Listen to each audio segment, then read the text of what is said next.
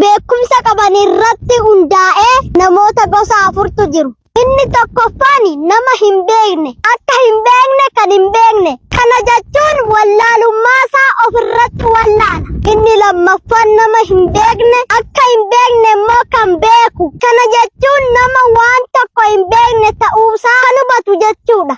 Namni akkasii gaaffii gaafata. Barachuuf qophaa'aadha. Gorsa fudhachuuf fedhii baay'ee qaba. Mammaaksi tokko akka jedhu waan hin beekne beekuun jalqaba ogummaatii jedha. Inni sadaffaan nama beeku. Akka beeku immoo kan hin beekne. Inni arfaffaan nama beeku.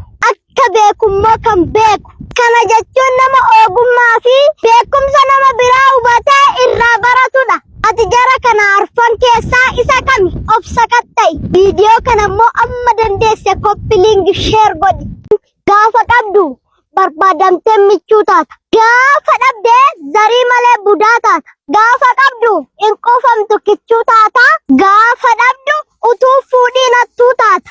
Gaafa qabdu immoo hin nuffamtu hunda caalta. Gaafa dhabde akka sareetti uffatamta. Gaafa dhabdu nagaati gaafattu kadhaase'u. Gaafa dhabdu maqaa malee si xeepha'u. Gaafa dhabdu maqaa hin qabne sitti baasu. Wanta hin qabne si basaasu. Kana kan godhu uumaa kee otoo hin ta'in nama. Namni immoo akkuma beekamu dhiqameen qullaa'u. Yoo gabaabbatte guchumeedhaa siin jedhu. Yoo dheeratte immoo borsaatti fannifatu siin jedhu. Yoo huqqatte xuuxamaadhaa siin jedha. Yoo furdatte immoo muudamaadhaa siin jedha.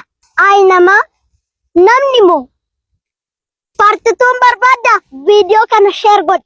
Sheer godhi. Riipostis gootu malee darbuun dhorkaadha.